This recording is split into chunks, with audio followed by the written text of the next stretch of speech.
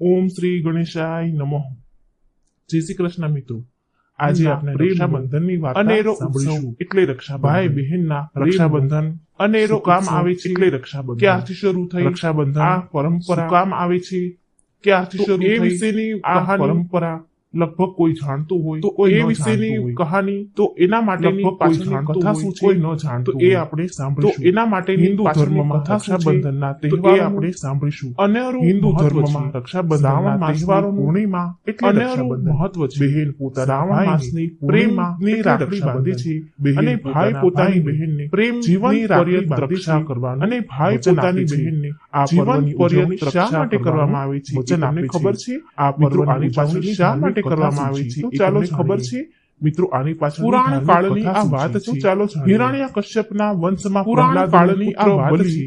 હિરણ્ય કશ્યપના વંશમાં બલવાનનો પુત્ર પ્રહલાદ જેવો ગાદ નહીં બેઠો, પરંતુ હિરણ્ય કશ્યપ જેવો અભિમાન જેવો ભક્ત નહીં રાક્ષસ, પરંતુ હિરણ્ય કશ્યપ જેવો દેવો સાથે સતત વેર ભાવ રાખી લડાઈ કરતો રહેતો। દેવો સાથે સતત વેર સ્વર્ગ પર ચડાઈ કરીને ઇન્દ્ર સાથે યુદ્ધ કર્યું, સ્વર્ગ પર હારી ચડાઈ કરીને બલિરાજા સાથે યુદ્ધ કર્યું, પરાજય થઈ હારી ગયો। તે તેના બલિરાજા શુક્રાચાર્ય પાસે ગયો, પરાજય શરણ માંગ્યું। તે તેના શુક્રાચાર્ય પાસે ગયો અને તે હંમેશા રાક્ષસોને શુક્રાચાર્ય સાથે યુદ્ધમાં કેમ જીતાય તે હંમેશા ઉપાયો બતાવતા દેવો સાથે યુદ્ધમાં કેમ જીતાય તેના ઉપાયો બતાવતા રાજ્ય બલિને પણ શુક્રાચાર્ય ઇન્દ્ર પર કરવા અને સ્વર્ગ પર રાજ્ય બલિરાજાએ તેના 100 યજ્ઞ કરવા અમલમાં મૂક્યો।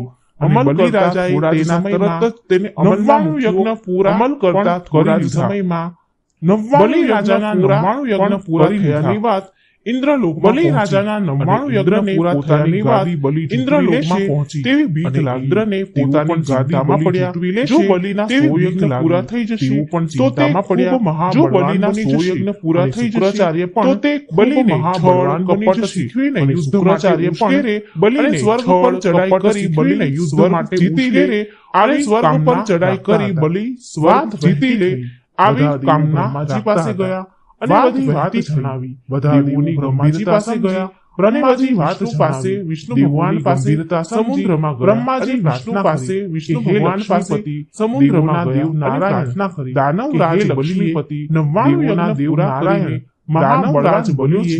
જો તેના 100 યજ્ઞ પૂરા થઈ જશે તો તેને હરાવો, જો તેના મુશ્કેલ થઈ જશે અશક્ય બની જશે તો તેને હરાવો આમ દેવોની મુશ્કેલ થઈ સાંભળી અશક્ય બની જશે। યોગ્ય સમયે યોગ્ય ઉપાય કરી સાંભળી ભગવાન વિષ્ણુએ યોગ્ય સમયે યોગ્ય ઉપાય કરી દઈશ તેવું કહ્યું। એવું તેના 100 યજ્ઞ પૂરા થવા દેવોને વિદાય આપી એવું કહ્યું। રાજ સમયમાં દાનવરાજ બલિના 100મા યજ્ઞનું આયોજન સમયમાં દાનવરાજ બલિના શરૂ થયાના સમાચાર આયોજન નારદજીએ ભગવાન યજ્ઞના શરૂ થયાના સમાચાર નારદજીએ ભગવાન વિષ્ણુને આપ્યા। વિષ્ણુએ દાનવ બલિના યજ્ઞને રોકવા માટે વિષ્ણુએ દાનવ બલિના યજ્ઞને રોકવા માટે રાજા બલિ પ્રસ્થાન ધામધૂમથી 100મા યજ્ઞ તરફ દાનવ રાજા બલિ ખૂબ ધામધૂમથી 100મા યજ્ઞ અને તેમના શિષ્યો આપતા યજ્ઞ નિર્વિઘ્ન પૂર્ણ થાય તેમના તે માટે ઉતાવળે નિર્વિઘ્ન પૂર્ણ થાય તે માટે ઉતાવળે યજ્ઞ મંડપના દ્વારે એક બાળ બ્રાહ્મણનું આગમન થયું। ત્યાં જ યજ્ઞ મંડપના દ્વારે એક બાળ બ્રાહ્મણનું આગમન થયું। યજ્ઞ મંડપમાં પ્રવેશ કરે તે મંદ દ્વારપાળ સાથે યજ્ઞ મંડપમાં પ્રવેશ કરતા નથી। દ્વારપાળો તેને બટુક બ્રાહ્મણ જાણીને પોતેતા નથી। દાનવરાજ બલિના યજ્ઞમાં ભંગ કરવા પધાર્યા છે। દાનવરાજ બલિના યજ્ઞમાં તેને કેમ કરવા પધાર્યા છે? પ્રભુની લીલા મંડપમાં વામન અવતાર કેમ સ્વરૂપ ભગવાન બલિરાજાની સામે જઈ વામન અવતાર બટુક સ્વરૂપ ભગવાન બલિરાજાની નાદ કરી યજ્ઞ કાર્યમાં પરોવાયેલા બલિરાજાએ નાદ કરી આહુતિ યજ્ઞ કાર્યમાં પરોવાયેલા બલિરાજાએ બ્રાહ્મણનું સ્વાગત કર્યું અને મન ગમતી ભિક્ષા માંગવા માટે બ્રાહ્મણનું સ્વાગત કર્યું અને મન ગમતી ભગવાન બોલ્યા કે શું કર્યું હું જે માંગુ બ્રાહ્મણ ભગવાન બોલ્યા કે પાછળથી હું જે ફરી તો નહીં જાઉં એ તું આપીશ। બલિરાજાએ કહ્યું પાછળથી વચન ફરી તો નહીં જાઉં। યજ્ઞ કાર્યના મધ્યમાં પધારેલા હું વચન બ્રાહ્મણ દેવને યજ્ઞ કાર્યના મધ્યમાં પધારેલા સ્વરૂપ આ બ્રાહ્મણ દેવને વચન આપ જે માંગો આમ કહી પાણીની અંજળી આપ જારીમાંથી આપું છું। હાથમાં આમ અંજળી ભરવા જાય અંજળી જારીમાંથી પાણીની ભરેલી જારી ભરવા જાય છે અંજળી લેવા જાય છે।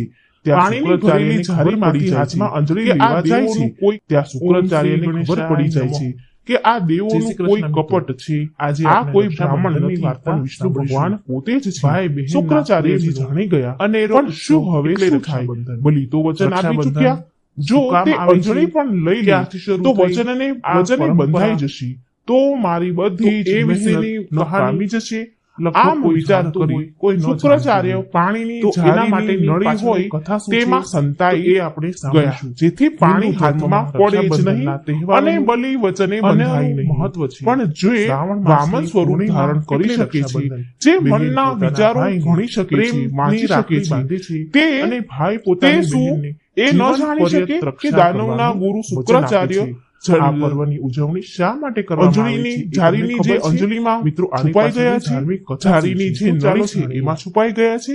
ભગવાન તો અંતરી આવી છે, બધું જ જાણે છે। હિરણ્ય કશ્યપના વંશમાં પ્રહલાદનો તેમને જાણ થઈ ગઈ કે ગુરુ શુક્રાચાર્ય બલિ બલવાન નળીમાં પ્રહલાદ પાણી રોકતે નહીં બેઠા છે, પરંતુ હિરણ્ય કશ્યપ જેવો શિક્ષા કરવા માટે એક નાનકડી દર્ભની સળીઓ સાથે સજારીના નાળચામાં લડાઈ કરતો અને તેમની એક આંખ ફોડી નાખી સ્વર્ગ પર પાણી ચડાઈ બલિ રાજાની અંજલિમાં હાથમાં પડ્યું અને બલિ રાજાએ અંજલિ દર્પણ આપી પોતાના વચને થઈને તે તેના ગુરુ શુક્રાચાર્ય પાસે ગયો।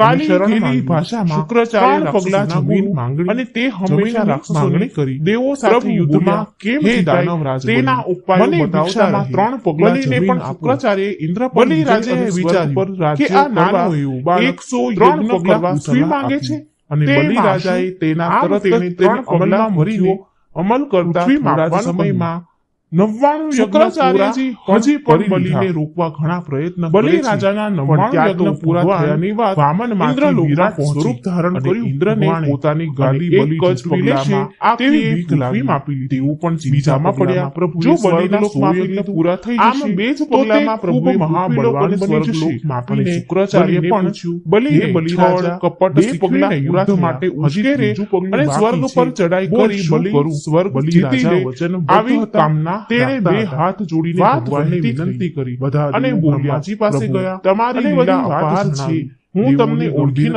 સમજી, પણ બ્રહ્મા મારી પાસે આપને આપવા માટે સમુદ્ર આપનો પગ પ્રાર્થના કરી, માત્ર મારા હકનું મારું મસ્તક દેવોના દેવ નારાયણ કહી પોતાનું રાજ ધર્યું અને ભગવાન યજ્ઞ પૂરા કરી તેના મસ્તક મહાબળવાન બન્યો। આમ દયાળુ જો તેના 100 યજ્ઞ વિષ્ણુ વામનમાંથી વિરાટ બન્યા, તેને બલિ રાજાનો યજ્ઞ મુશ્કેલ થઈ જશે। પણ બલિ રાજાને કહ્યું, આમ દેવો તે સહપરિવાર પાતાળ ભગવાન વિષ્ણુએ યોગ્ય સમયે યોગ્ય ઉપાય કરીશ, વંદન કરીને આજ્ઞાનો તેના 100 યજ્ઞ પૂરા થવા હે પ્રભુ નહીં આપ તો મારા પિતા પ્રહલાદના આપી પિતાજી પ્રહલાદના થોડા જ સમયમાં દાનવરાજ બલિના છતાંય તમારું આયોજન થયું, મને ક્ષમા યજ્ઞના અને થયાના સમાચાર પર પ્રસન્ન થઈને ભગવાન વિષ્ણુ કૃપા કરવા માંગતા છો તો મારી એક વિનંતી સ્વીકાર કરો। વિષ્ણુએ દાનવ બલિના યજ્ઞને રોકવા માટે પ્રસ્થાન કર્યું, શી ઈચ્છા છે આ તરફ દાનવ રાજા બલિ ભગવાન ધામ વચને ભગવાનને વચને બાંધી બલિ રાજાએ કહ્યું કે શુક્રાચાર્ય આપ અને તેમના શિષ્યો પાતાળ લોકમાં વાસ કરો અને મારું ન થાય તે માટે ઉતાવળે તેની વાત સાથે સહમત થયા। ત્યાં જ ભગવાન તેની સાથે પાતાળ મંડપના દ્વારે અને તેની રક્ષા કરવા માટે આગમન દ્વારપાળ યજ્ઞ કાર્ય જોઈ રહ્યા। તે મંદ સ્મિત સાથે બલિ રાજા યજ્ઞ મંડપમાં પ્રવેશ કરે છે, પાતાળ દ્વારપાળ વાસ કરવા લાગ્યો। બટુક બ્રાહ્મણ જાણીને તો પાતાળ લોકમાં વાસ કરવા લાગે નારાયણ એટલે આ તરફ માં લક્ષ્મી દાનવરાજ બલિના યજ્ઞમાં બલિ રાજાને કરવા વધાર્યા છે। ભગવાનને મંડપ બધો સમય તેને કેમ ઓળખી? આ તો પ્રભુની લીલા છે, પણ ઉપાય અવતાર બટુક સ્વરૂપ ભગવાન બલિ રાજાની સામે જઈ ઊભા રહ્યા અને તેમને ભિક્ષામ દેહીનો નાદ કર્યો। તેમને યજ્ઞ કાર્યમાં પરોવાયેલા બલિ રાજાએ હે દેવી આનો એક જ ઉપાય છે કે તમે કોઈ બ્રાહ્મણનો સ્વાગત કરીને અને બલિ રાજાને ત્યાં માટે અને તેને વચને બાંધીને પ્રભુને પાછા લઈ આવો કે લક્ષ્મીજી માટે બીજો કોઈ રસ્તો નહોતો, આપે ઉપાય નહોતો પાછળ। તેથી તેમણે એક સામાન્ય સ્ત્રીનો વેશ ધારણ કરી અને પાતાળમાં બલિ રાજાના કાર્યના મધ્યમાં સંભારેલા ગયો। આ બ્રાહ્મણ દેવને આપ જે થોડા સમય માટે ભિક્ષા સાધારણ સ્ત્રી આપવાનું વચન કરી બલિ રાજાની પાણીની અંજલિ જારીમાંથી એના મહિમા અંજલિ ભરવા જાય છે। તેમનો પ્રેમ જીત્યો પાણીની અને લક્ષ્મીજીમાંથી હાથમાં અંજલિ લેવા જાય છે। ભાઈ બના શુક્રાચાર્યને ખબર પડી બલિ રાજાને કે આ દેવોનું ભાઈ બનાવી લીધા। ઓમ શ્રી બલિ રાજા પણ આથી ખૂબ જ ખુશ થયા અને રક્ષા સૂત્ર બાંધીને બલિએ લક્ષ્મીજીને બહેન તરીકેનો સ્વીકાર કર્યો। ખૂબ જ ખુશ થઈને બલિએ કહ્યું બહેનને ભેટ માંગવા કહ્યું। એટલે લક્ષ્મીજીએ બલિ રાજાને કહ્યું આ કે ભાઈ જો તું મને ખરેખર ભેટ એ વિશેની આપવા માંગે છે તો મને આ દ્વારપાળ બની રહેલા મારા પતિ મને માટે આપી દે। આમ પોતાની ઓળખાણ પણ લક્ષ્મીજીએ જાહેર કરી। હિન્દુ ધર્મ બલિએ રાજી ખુશીથી પોતાની બહેનને અને લક્ષ્મીજીને ભગવાન વિષ્ણુ સોંપી દીધા। પરંતુ સાથે એક વચન પણ આપ્યું કે તે દર વર્ષે લક્ષ્મીજી અને ભગવાન સાથે પાતાળ લોકમાં જીવન પર્યંત એક વચન પણ એને માંગ્યું વચન અને અહીં રહે આ પર્વ એવું કહ્યું શા માટે કરવામાં આવે છે એ દર વર્ષે મારા પાતાળ લોકમાં તમે આવશો। તો ચાલો જાણીએ। આથી ભગવાને બલિને વચન કાળની આ વાત શ્રાવણ માસ હિરણ્યકશ્યપના વંશમાં પ્રહલાદનો સજોડે બલિ અહીં અમે નિવાસ કરીશું। બલિ બલવાન ભગવાન વિષ્ણુએ કહ્યું જેવો હું અને લક્ષ્મીજી પરંતુ હિરણ્યકશ્યપ જેવો શ્રાવણ માસથી કાર્તિક માસ સુધી અનાકાર રહીશું। દેવો સાથે સતત વેર દેવ કોટી એકાદશી કાર્તિક માસની 11 દેવ સ્વર્ગ એકાદશી ચડાઈ કરી ભગવાન વિષ્ણુ અને માતા લક્ષ્મી પાતાળ લોકમાં મારી ગયો જાય છે। બલિ રાજા અને જે દિવસે લક્ષ્મીજીએ બલિ રાજાને તેના શુક્રાચાર્ય પાસે રાખડી બાંધી શરણ માંગી તે દિવસ શુક્રાચાર્ય હિન્દુ ધર્મમાં ગુરુ રક્ષાબંધન તે હંમેશા રાક્ષસોને ઉજવવામાં દેવો સાથે યુદ્ધમાં રક્ષા બાંધાય તેના ઉપાયો બતાવતા પવિત્ર કથા બલિને પણ શુક્રાચાર્ય ઇન્દ્ર પર વિજય અને સ્વર્ગ પર રાજ્ય કરવા 100 યજ્ઞ કરવા સલાહ આપી। અને બલિ રાજાએ તેના તરત જ તેને અમલમાં મૂક્યો। અમલ કરતા થોડા જ સમયમાં 99 યજ્ઞ પૂરા પણ કરી લીધા। બલિ રાજાના 99 યજ્ઞ પૂરા થયાની વાત ઇન્દ્રલોકમાં પહોંચી અને ઇન્દ્રને પોતાની ગાદી બલિ ઝૂંટવી લેશે તેવી બીક લાગી। તેઓ પણ ચિંતામાં પડ્યા જો બલિના 100 યજ્ઞ પૂરા થઈ જશે તો તે ખૂબ મહાબળવાન બની જશે અને શુક્રાચાર્ય પણ બલિને છળ કપટ શીખવીને યુદ્ધ માટે ઉશ્કેરે અને સ્વર્ગ પર ચડાઈ કરી બલિ સ્વર્ગ જીતી લે આવી કામના રાખતા હતા। વાત વહેતી થઈ। બધા દેવો બ્રહ્માજી પાસે ગયા અને બધી વાત જણાવી। દેવોની ગંભીરતા સમજી બ્રહ્માજી વિષ્ણુ ભગવાન પાસે સમુદ્રમાં ગયા અને પ્રાર્થના કરી કે હે લક્ષ્મીપતિ દેવોના દેવ નારાયણ દાનવરાજ બલિએ 99 યજ્ઞ પૂરા કરીને મહાબળવાન બન્યો છે। જો તેના 100 યજ્ઞ પૂરા થઈ જશે તો તેને હરાવવો મુશ્કેલ થઈ જશે, અશક્ય બની જશે। આમ દેવોની વિનંતી સાંભળી ભગવાન વિષ્ણુએ યોગ્ય સમયે યોગ્ય ઉપાય કરીશ તેવું કહ્યું। તેના 100 યજ્ઞ પૂરા થવા દઈશ નહીં એવું કહ્યું। એવો દિલાસો આપી દેવોને વિદાય આપી। થોડા જ સમયમાં દાનવરાજ બલિના 100મા યજ્ઞનું આયોજન થયું। 100મા યજ્ઞના શરૂ થયાના સમાચાર નારદજીએ ભગવાન વિષ્ણુને આપ્યા। શેષ નાગ પર બિરાજમાન ભગવાન નારાયણ વિષ્ણુએ દાનવ બલિના યજ્ઞને રોકવા માટે પ્રસ્થાન કર્યું। આ તરફ દાનવ રાજા બલિ ખૂબ ધામધૂમથી 100મા યજ્ઞની આહુતિઓ આપતા હતા। ગુરુ શુક્રાચાર્ય અને તેમના શિષ્યો પણ યજ્ઞ નિર્વિઘ્ન પૂર્ણ થાય તે માટે ઉતાવળે આહુતિ અપાવતા હતા। ત્યાં જ યજ્ઞ મંડપના દ્વારે એક બાળ બ્રાહ્મણનું આગમન થયું। યજ્ઞ કાર્ય જોઈ તે મંદ સ્મિત સાથે યજ્ઞ મંડપમાં પ્રવેશ કરે છે। દ્વારપાળો તેને બટુક બ્રાહ્મણ જાણીને રોકતા નથી। આ બટુક બ્રાહ્મણ એટલે નારાયણ ભગવાન પોતે જ દાનવરાજ બલિના યજ્ઞમાં ભંગ કરવા પધાર્યા છે। પણ યજ્ઞ મંડપમાં કોઈ તેને કેમ ઓળખે? આ તો પ્રભુની લીલા છે। વામન અવતાર બટુક સ્વરૂપ ભગવાન બલિ રાજાની સામે જઈ ઉભા રહ્યા અને ભિક્ષામ દેહીનો નાદ કર્યો। યજ્ઞ કાર્યમાં પરોવાયેલા બલિ રાજાએ આહુતિ રોકી દીધી। વામન સ્વરૂપ ધારી બ્રાહ્મણનું સ્વાગત કર્યું અને મનગમતી ભિક્ષા માંગવા માટે આહ્વાન કર્યું। વામન સ્વરૂપ બ્રાહ્મણ ભગવાન બોલ્યા કે શું હું જે માંગુ એ તું આપીશ? પાછળથી ફરી તો નહીં જાવ ને? બલિ રાજાએ કહ્યું હું વચન આપું છું। યજ્ઞ કાર્યના મધ્યમાં પધારેલા આ બ્રાહ્મણ દેવને આપ જે માંગશો એ ભિક્ષા સ્વરૂપે આપવાનું વચન આપું છું। આમ કહી પાણીની અંજળી જારીમાંથી હાથમાં અંજળી ભરવા જાય છે। પાણીની ભરેલી જારીમાંથી હાથમાં અંજળી લેવા જાય છે ત્યાં શુક્રાચાર્યને ખબર પડી જાય છે કે આ દેવોનું કોઈ. ઓમ શ્રી ગણેશાય નમઃ. જય શ્રી કૃષ્ણ મિત્રો, આજે આપણે રક્ષાબંધનની વાર્તા સાંભળીશું. ભાઈ બહેનના પ્રેમનો અનેરો ઉત્સવ એટલે રક્ષાબંધન. રક્ષાબંધન શું કામ આવે છે, ક્યારથી શરૂ થઈ આ પરંપરા, તો એ વિશેની કહાની લગભગ કોઈ જાણતું હોય, કોઈ ન જાણતું હોય, તો એના માટેની પાછળની કથા શું છે તો એ આપણે સાંભળીશું. હિન્દુ ધર્મમાં રક્ષાબંધનના તહેવારોનું અનેરું મહત્વ છે. શ્રાવણ માસની પૂર્ણિમા એટલે રક્ષાબંધન. બહેન પોતાના ભાઈને પ્રેમની રાખડી બાંધે છે અને ભાઈ પોતાની બહેનને જીવન પર્યંત રક્ષા કરવાનું વચન આપે છે.